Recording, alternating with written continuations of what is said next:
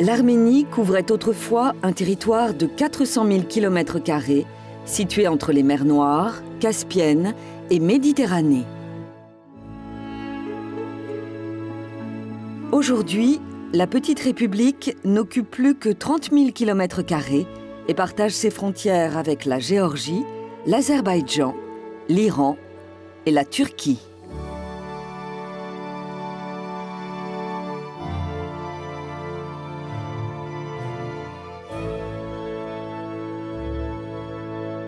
On pense que son histoire remonte aux origines de l'humanité. Son peuple, tantôt conquérant, tantôt conquis, a su préserver l'héritage d'une culture millénaire. L'Arménie est également l'une des plus anciennes nations chrétiennes au monde.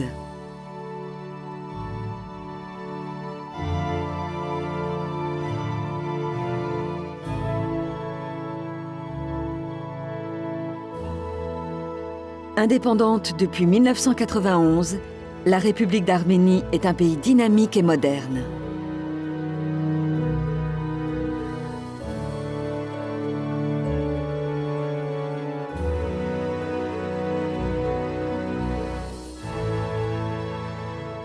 Mais aussi une terre de tradition aux confins de l'Europe et de l'Asie.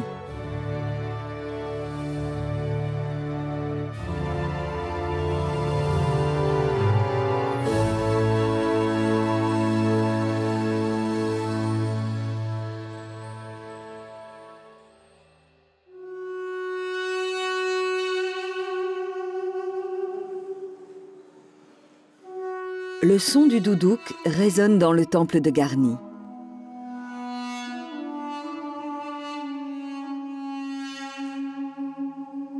Cet instrument en bois d'abricotier est le symbole de l'identité arménienne.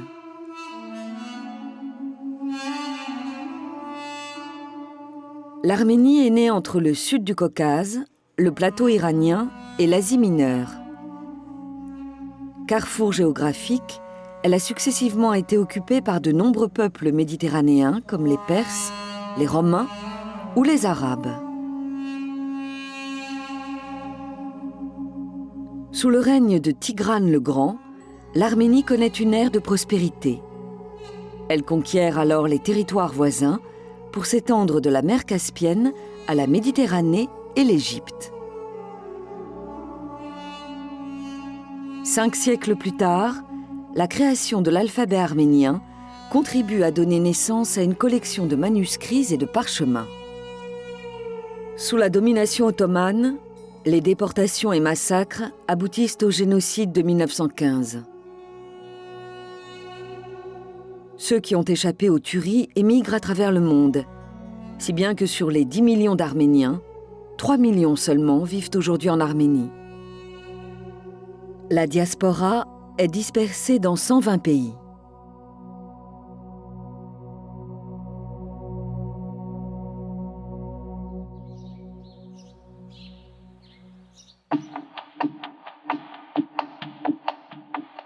Erevan, la capitale, est la plus grande ville du pays. Elle possède plus de 40 musées et abrite une grande partie des 4000 monuments que compte l'Arménie.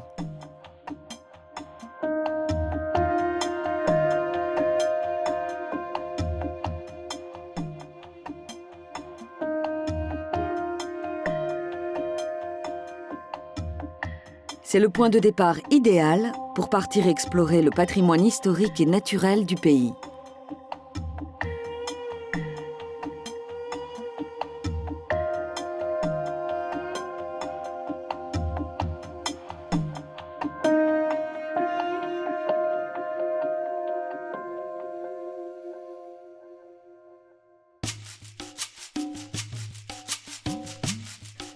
Dans la province du Kotaïk, non loin d'Erevan, se trouve l'imposant monastère de Gegart, ou monastère de la Sainte-Lance.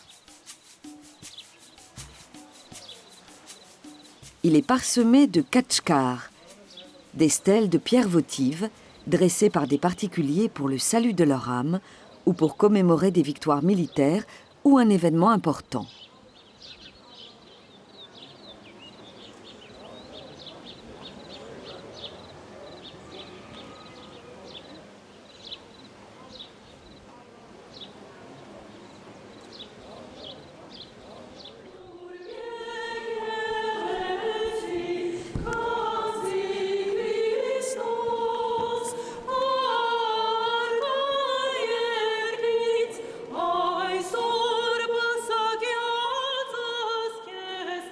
Cet ensemble majestueux est aujourd'hui inscrit au patrimoine de l'humanité. Il est composé de nombreuses cellules et chapelles creusées dans la roche. L'une d'elles porte les armes de la famille Prociane, un aigle enlevant un agneau flanqué de 2 lions enchaînés.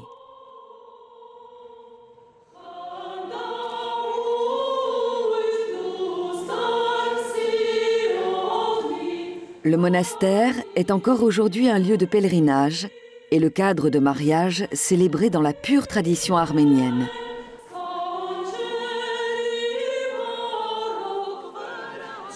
La cérémonie atteint son paroxysme avec le couronnement des mariés, un rite symbolisant leur règne sur la future maison conjugale.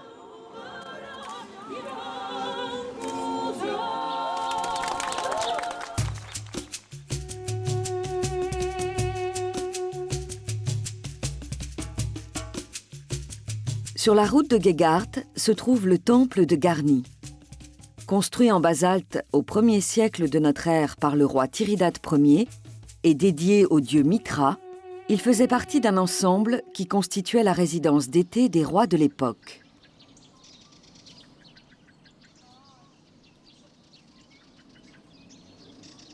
Détruit en 1679 lors d'un tremblement de terre, l'édifice a été reconstruit dans les années 1970 sous l'occupation soviétique.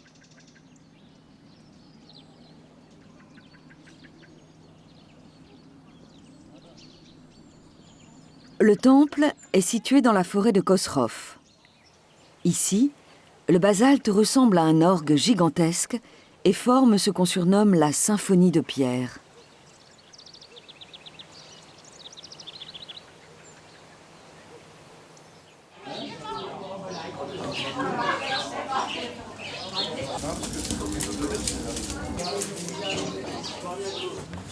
Dans la région, on peut assister à la préparation du lavash, une galette faite de farine, d'eau et de sel.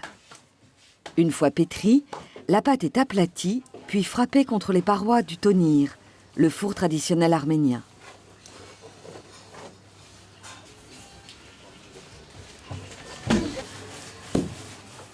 Quelques minutes plus tard, on en ressort une galette moelleuse qu'on peut fourrer de viande et de légumes.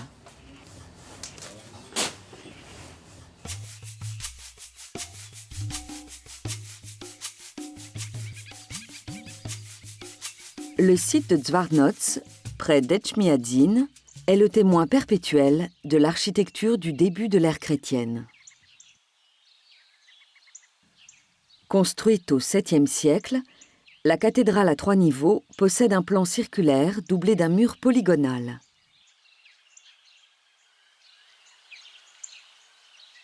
Le complexe était autrefois constitué d'un palais.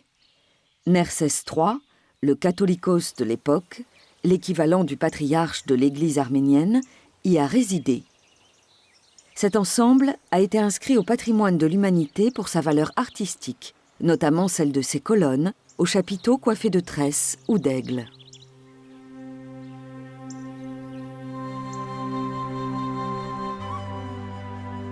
De Zvartnots, on contemple le mont Ararat, où se serait échouée l'arche de Noé. Ce géant de 5165 mètres est aujourd'hui situé en territoire turc, mais il reste un symbole fort pour les Arméniens qui estiment être les descendants directs de Noé.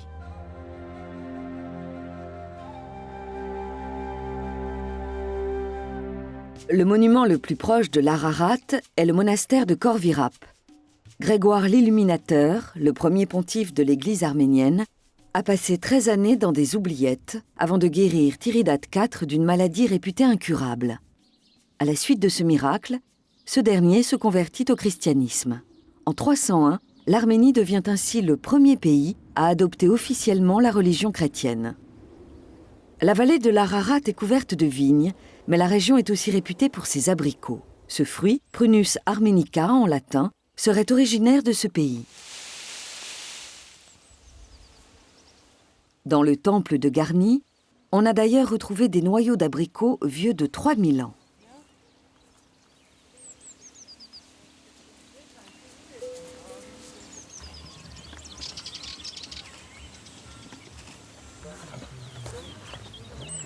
Le nom d'Erevan, ou Yerevan, vient de cette forteresse de l'époque urartéenne appelée Erebuni.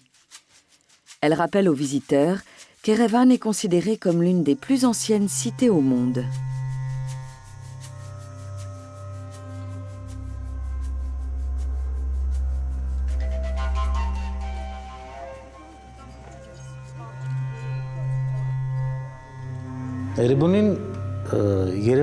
Lors de sa fondation, Erevan s'appelait Erebuni.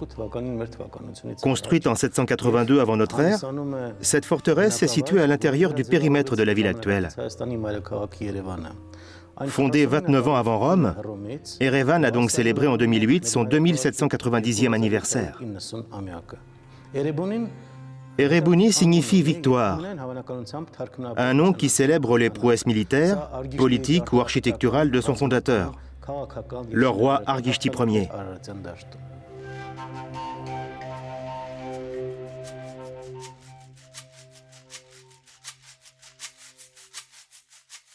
La petite ville de Tsakadzor, située sur les pentes sud-est des monts Teguenis, n'est qu'à 50 km d'Erevan.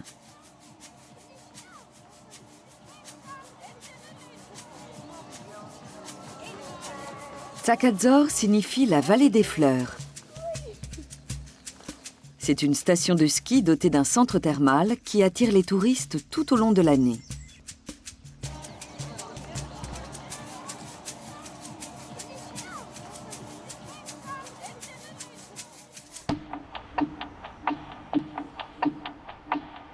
Erevan compte 6 fois plus d'habitants que dans les années 1920. C'est aujourd'hui une grande capitale composée de 12 districts. La mère Arménie célèbre la bravoure des femmes ayant lutté pour la liberté et la paix.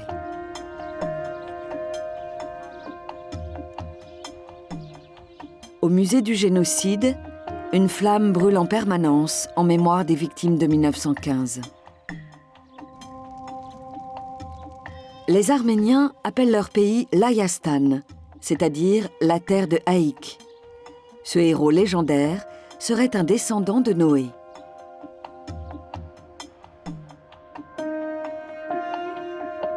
L'entrée de l'opéra d'Erevan est gardée par la statue du compositeur Aram Khachaturian. Le lieu, qui peut accueillir plus de 2500 personnes, abrite à la fois le Théâtre national et une salle de concert. On y écoute des œuvres de Sayat Nova, troubadour du XVIIIe siècle. Il est considéré comme le plus grand compositeur de musique folklorique du Caucase.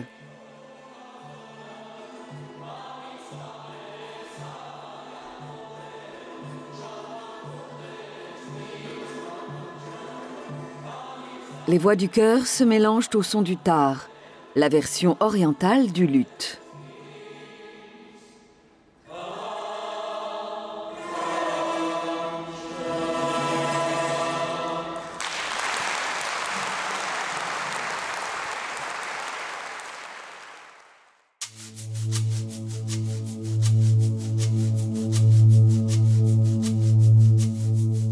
Nous voici maintenant sur l'Aragats, le point culminant de la République d'Arménie. C'est un volcan composé de 4 pics entourant un lac de cratères, le lac Kari.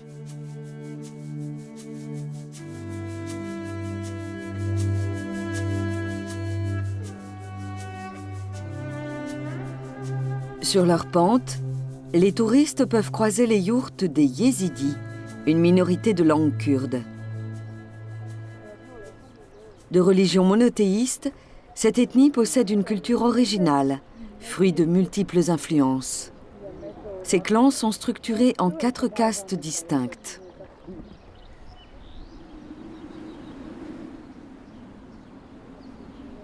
Perché sur les flancs de l'Aragats, Amberd, littéralement le fort dans les nuages, est un vestige de l'architecture militaire du Moyen Âge.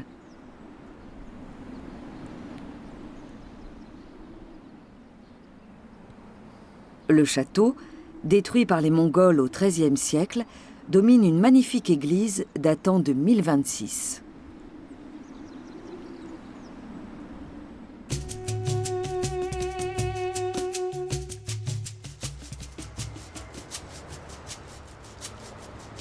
En 1988, Gyumri a été en partie détruite par un tremblement de terre.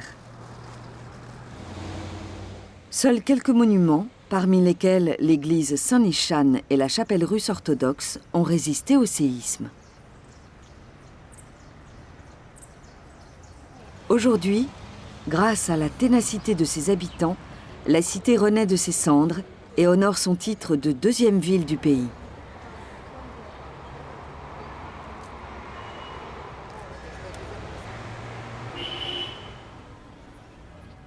C'est un centre culturel, comme en témoigne le Musée national de l'architecture et de la vie urbaine, et une statue dédiée aux patriotes morts pendant la Seconde Guerre mondiale.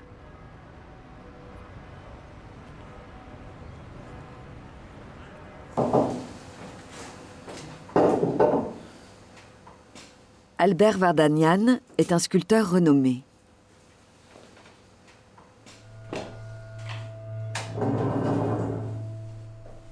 Dans son atelier, il conçoit des œuvres figurant des thèmes universels comme la paix, l'espoir, la guerre et la douleur.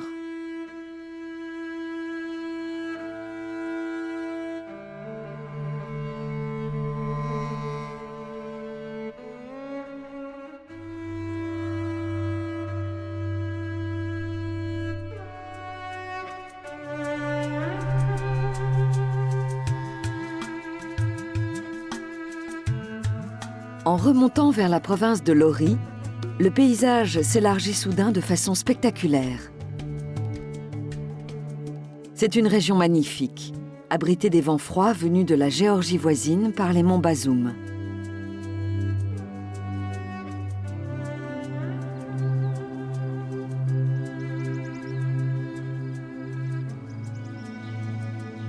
Ce coin de nature sauvage attire les voyageurs, qui font halte au bord du Débed avant de traverser les plateaux verdoyants et les gorges creusées par la rivière.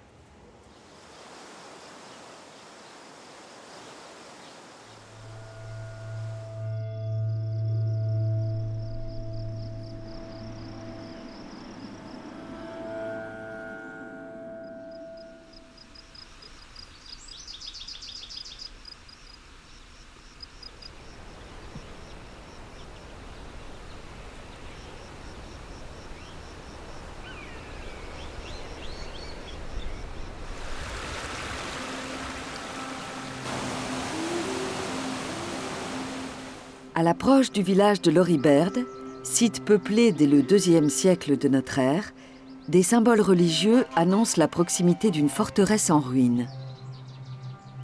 Ces remparts défendaient autrefois la capitale du Tachir Dzoraguet.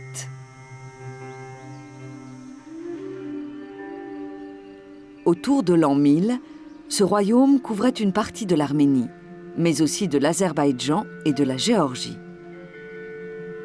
Il reste aujourd'hui peu de choses de la citadelle inaccessible.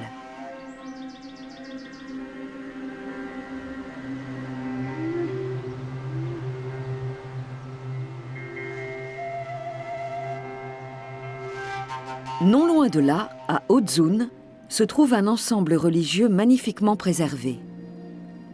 La basilique du VIe siècle a été reconstruite au début du VIIIe siècle par le catholicos de l'époque, Hovan III d'Odzun.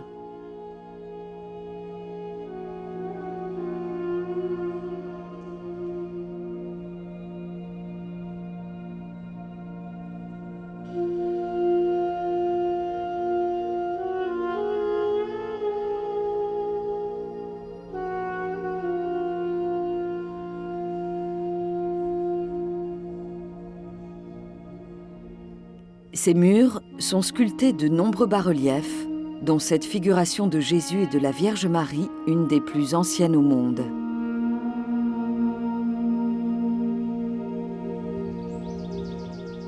Un peu plus loin, près de la ville d'Alaverdi, les Khatchkars annoncent la proximité du monastère de Sanaïn.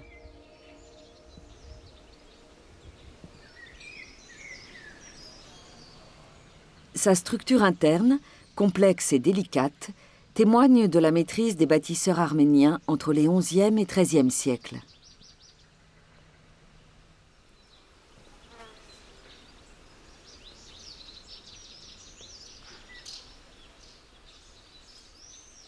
Le monastère voisin de Akpat est tout aussi fascinant. Comme celui de Sanaïn, il est inscrit au patrimoine mondial de l'UNESCO.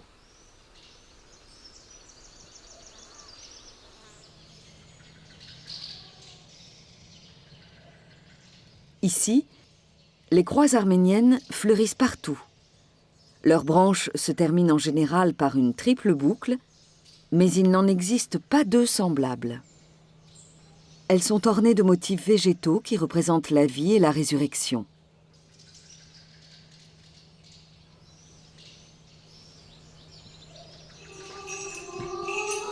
Dans le monastère, la divine liturgie, ou Badarak, va commencer.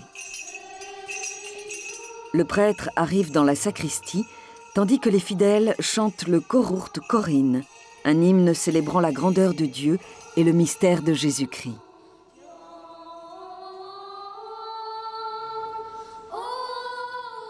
Le prêtre confesse ses péchés et demande pardon devant tous. Puis il fait le tour de l'église pour répandre l'encens sur l'assemblée.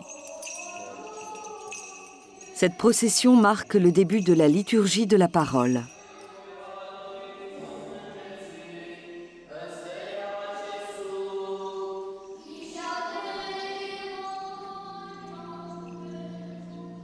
Ce monastère-forteresse abrite l'un des joyaux de la région.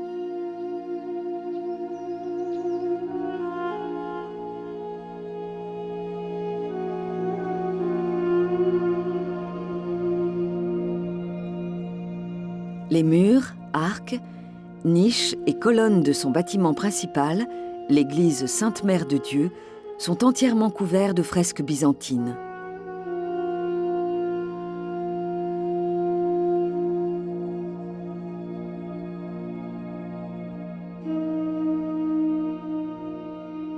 Elles représentent des scènes tirées de l'Ancien et du Nouveau Testament et figurent de nombreux saints.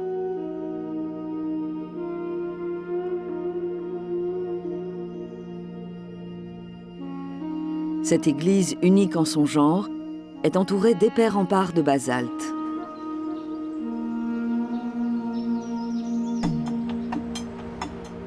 Vue du ciel, la place de la République d'Erevan ressemble à un tapis arménien. Ces bâtiments de tuf, une pierre volcanique locale, lui donnent cette teinte rose caractéristique. D'ici, on rentre sous terre pour atteindre les profondeurs illuminées de la ville. Avec ses 10 stations et 13 km de voies, le métro fait la fierté d'Erevan.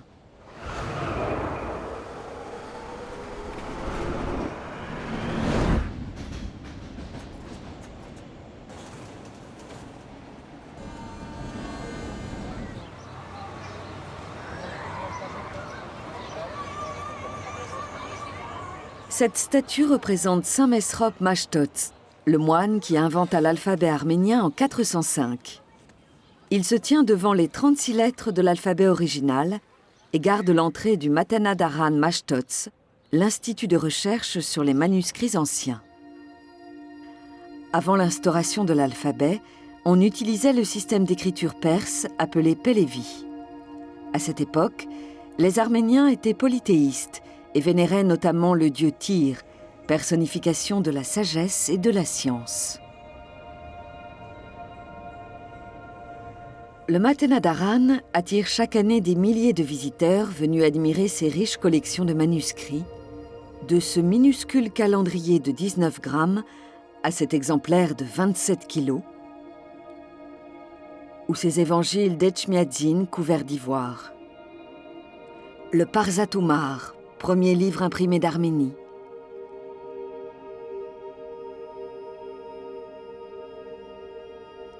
Mais aussi des centaines d'ouvrages en arabe, grec ou latin, des traités de philosophie, de droit, de médecine et d'astrologie, soit en tout 17 000 manuscrits. Le Matana Daran est aussi un centre d'études de la culture arménienne. La région d'Idjevan s'étend au pied de la chaîne du Petit Caucase, non loin du lac Sevan. C'est ici que se trouve le monastère de Makaravank, ou Saint-Macaire. Son église a été bâtie en 1205 en andésite rose, une pierre volcanique. Sa décoration est sobre et raffinée, comme en témoigne la marqueterie du portail occidental et les bas-reliefs de la fenêtre centrale, représentant un sphinx et un lion terrassant un taureau.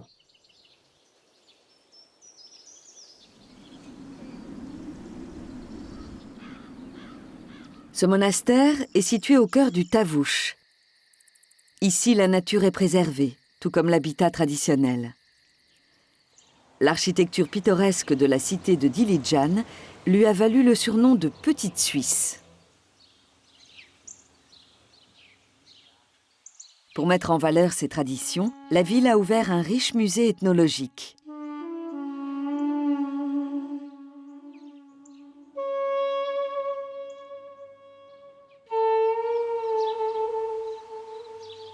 Quelques villages de montagne sont encore habités par les Moloks, d'origine russe.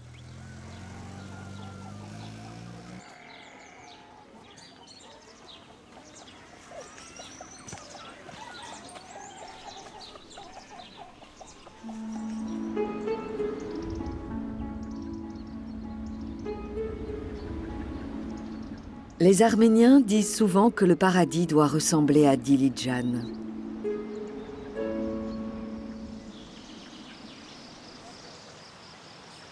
Son parc national de 29 000 hectares abrite une grande variété de chênes et de hêtres, et des écosystèmes fragiles, comme celui du lac Pars.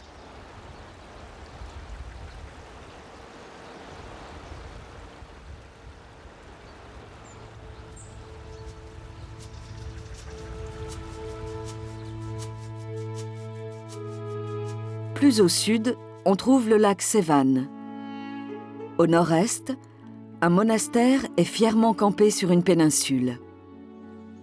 Le Sevanavank a été construit au IXe siècle à l'initiative du catholicos Mashtots, avec l'aide d'une princesse bagratide, Mariam. Son emplacement n'a pas été choisi au hasard. Au IVe siècle, Grégoire l'Illuminateur y avait déjà bâti un monastère détruit ensuite par les Arabes. Par beau temps, cet immense réservoir d'eau prend de beaux reflets turquoises.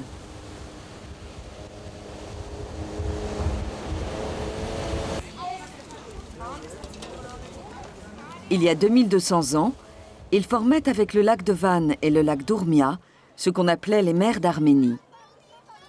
Aujourd'hui, ces derniers sont situés respectivement en Turquie et en Iran.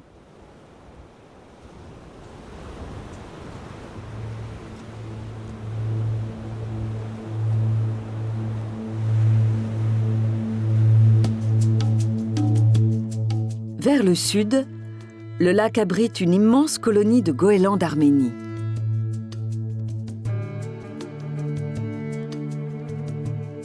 Ils nidifient en toute tranquillité sur une île protégée.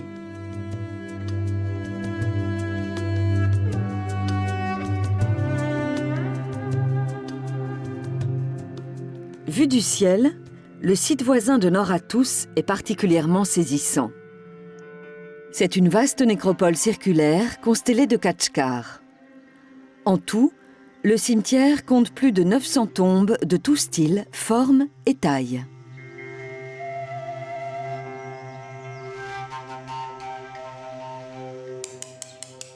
De nos jours, des artisans talentueux perpétuent la tradition millénaire des Khatchkars dans toute l'Arménie.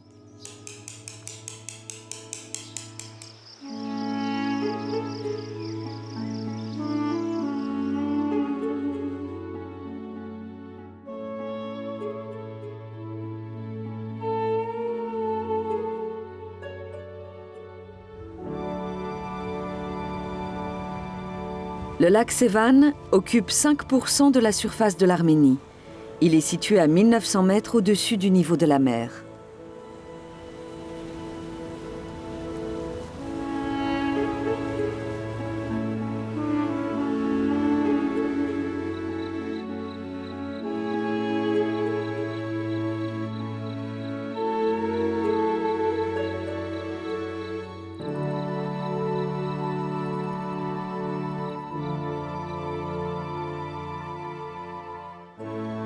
Mais ce lac immense est en danger car il y a quelques décennies, de trop nombreuses ponctions d'eau ont fini par menacer son existence. Alors, en 1978, une zone de 150 000 hectares a été déclarée parc national afin de préserver la faune et la flore du lac et de ses environs.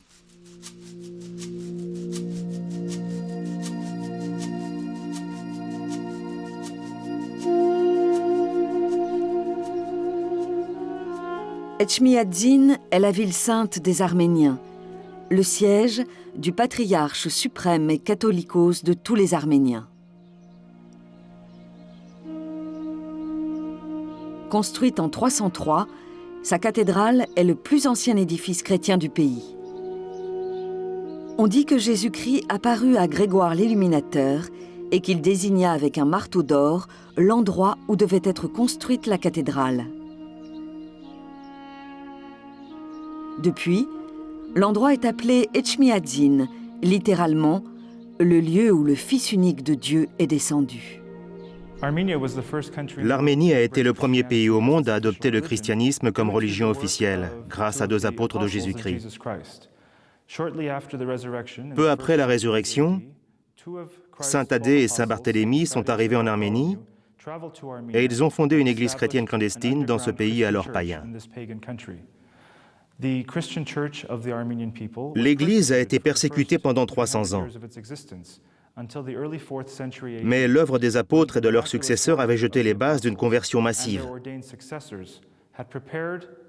Grâce au miracle du Saint-Esprit, Grégoire l'Illuminateur a réussi à convertir le roi de l'époque, Tiridate. Peu après, toute l'aristocratie et la totalité de la nation arménienne se sont convertis à leur tour. C'est ce qu'on appelle la grande conversion du peuple arménien. Cette dernière n'est pas seulement l'œuvre de mortels.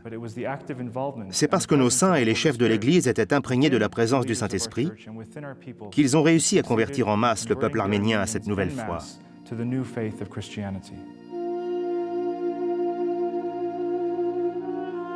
Il ne fait aucun doute que l'alphabet créé par Mesrop Mashtots a joué un rôle essentiel dans la construction de l'unité arménienne. Il a aussi permis de renforcer les liens entre le peuple et l'Église apostolique arménienne.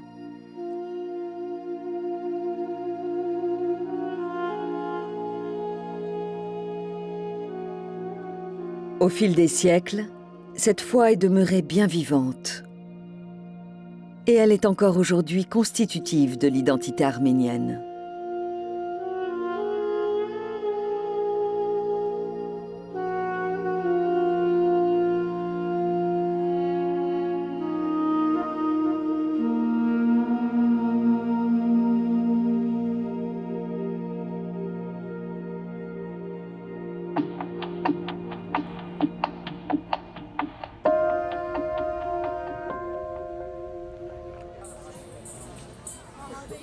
Les marchés de rue sont l'un des grands attraits de la capitale. On y trouve de tout. Des objets décoratifs, des pierres semi-précieuses, du bois sculpté, de la céramique, des ustensiles de cuivre, des reliques, des bijoux et ornements vestimentaires, des instruments de musique et notamment des doudouks.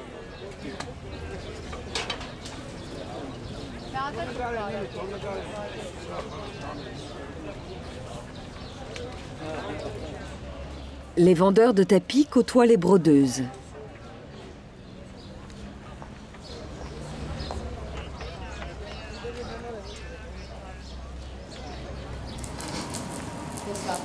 Le travail du fer est peut-être né dans cette région du Caucase. Les Hittites maîtrisaient ce procédé dès le XVe siècle avant notre ère, et leurs armes de fer leur ont permis de conquérir un immense empire.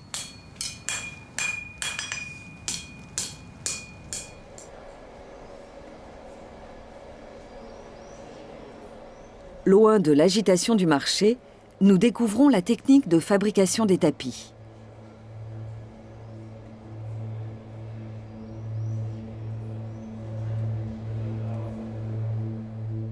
Ces pièces entièrement tissées à la main nécessite de nombreuses heures de travail.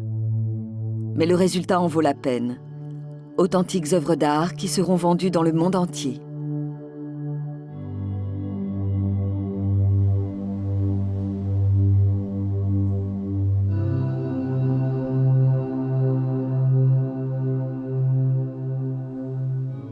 Dans les ateliers familiaux, le métier à tisser jouxte les outils de l'orfèvre.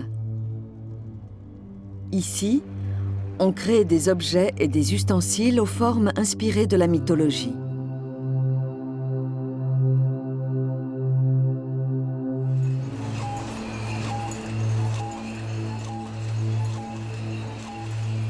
Selon la légende, après le déluge, Noé planta la première vigne sur les pentes du mont Ararat.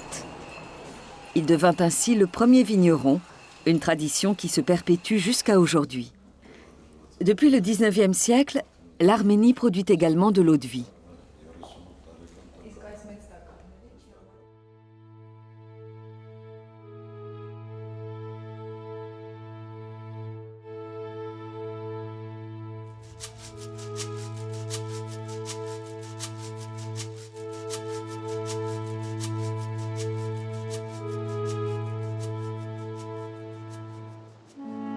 Nous gagnons maintenant la région de Vayot-Dzor, dans le sud-est du pays. Au XIIIe siècle, cette étape de la route de la soie reliait déjà l'Asie à l'Europe. À l'époque de Marco Polo, il n'était pas aisé de franchir ces montagnes.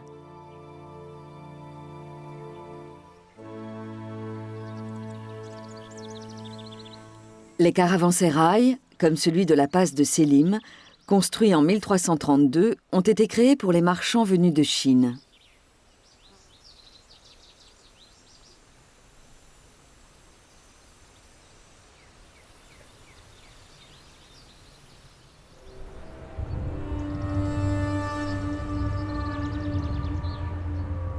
Au Syunik, la région la plus méridionale d'Arménie, ont été érigés 200 menhirs. Le complexe mégalithique de Karaounch constituait sans doute un observatoire astronomique, et l'on date le site entre 5000 et 7500 ans.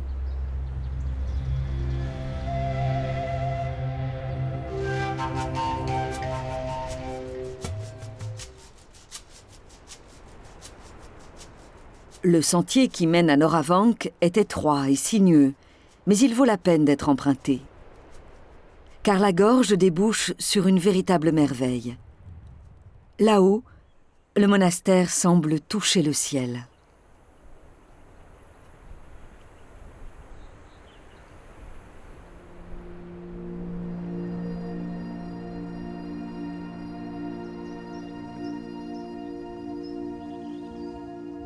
Avec son magnifique décor sculpté, l'église de la Sainte Mère de Dieu est l'un des joyaux de cet ensemble.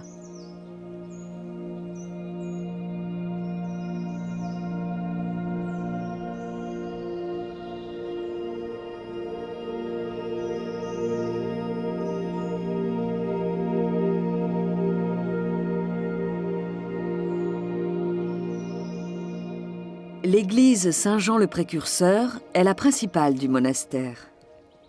Sa fenêtre centrale est couronnée par une figure de Dieu bénissant un crucifix et tenant Adam dans sa main gauche.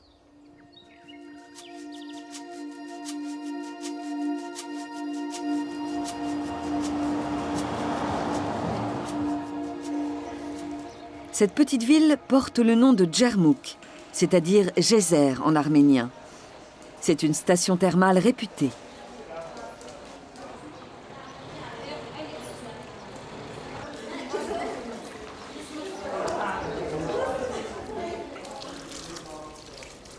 Les propriétés curatives de ces sources chaudes sont connues depuis le Moyen Âge.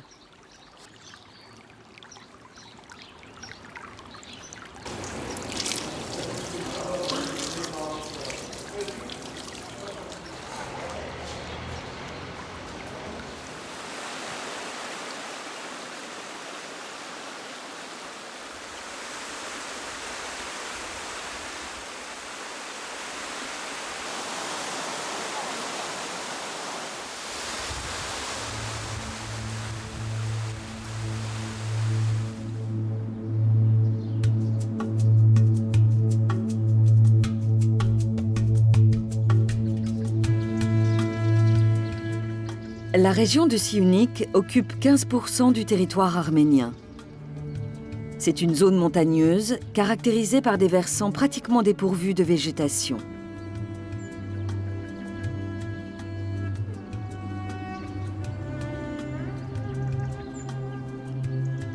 Le massif du Zangezur marque la frontière avec la République autonome du Nakhitchevan en Azerbaïdjan.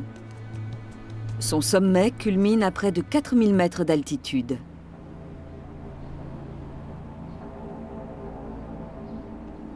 Cette chaîne de 130 km de long est pratiquement infranchissable.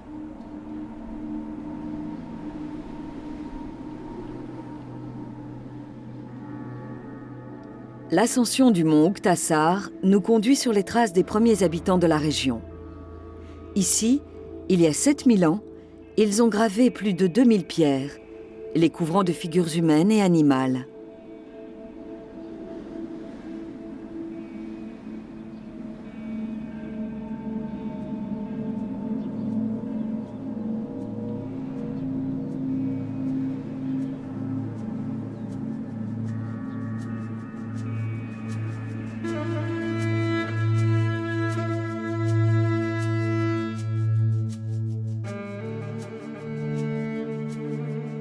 Au Moyen Âge, Tatef était l'un des grands centres intellectuels et politiques du pays.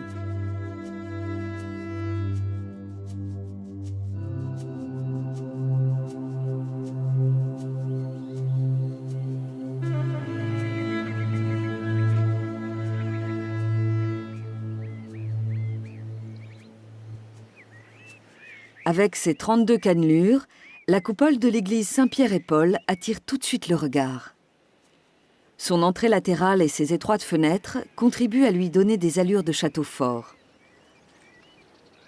L'ensemble est complété par la chapelle Saint-Grégoire et de nombreux khatchkars.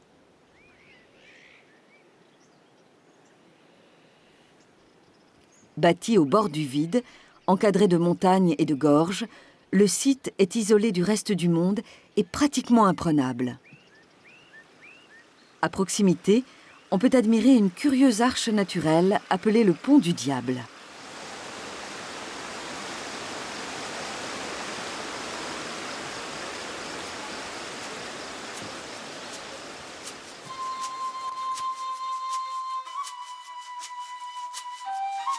Goris, ancien bastion de l'indépendance arménienne, est aujourd'hui une petite cité tranquille.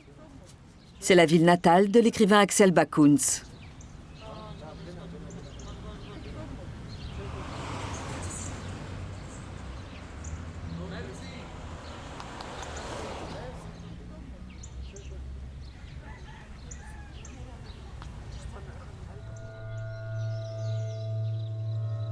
Près du vieux Goris, on peut encore voir de curieuses habitations troglodytes, aujourd'hui abandonnées.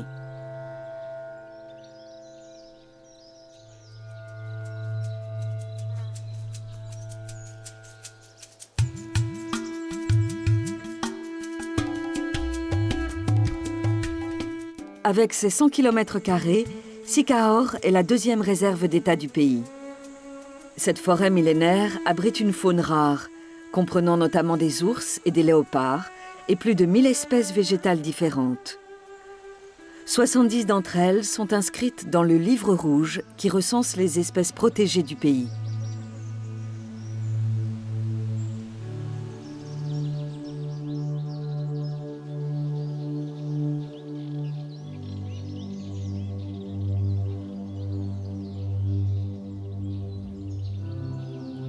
Cette diversité fait de l'Arménie une terre de contrastes. Les vallées et versants verdoyants des montagnes alternent avec des paysages lunaires et désolés.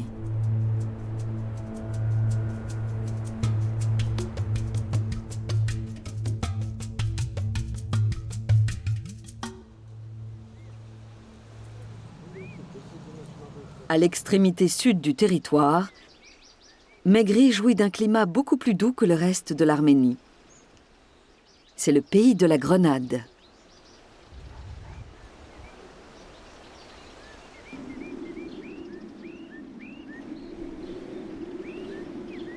Agarak, à une quinzaine de kilomètres de là, est situé à la frontière avec l'Iran d'où le flot constant de véhicules de transport.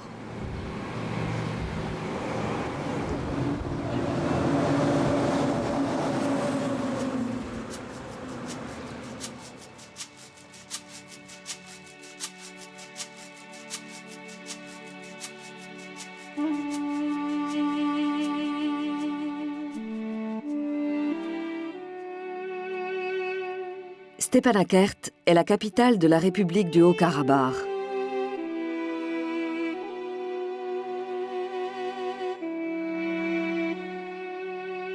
La région abrite plusieurs vestiges importants de l'histoire arménienne, comme le monastère de Gandzasar. La paix de ce monastère isolé contraste avec l'activité de la capitale. L'avenue du Nord, les rues Abovian et Mashtots, l'université, les théâtres et les musées. Erevan est une capitale moderne et active. Avec ses rues, ses places et ses parcs, elle offre à la fois l'attrait des villes contemporaines et le charme des cités anciennes.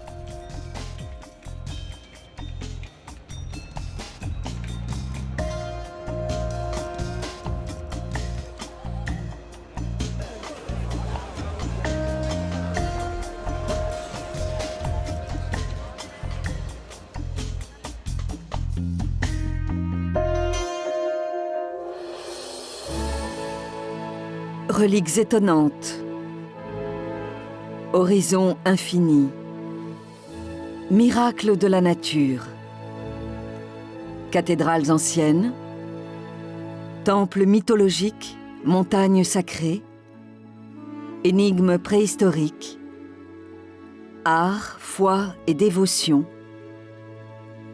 abysses impénétrables, traditions millénaires, découvertes surprenantes, sommets enneigés. Telle est l'Arménie du nord au sud et d'est en ouest, dans toute sa splendeur.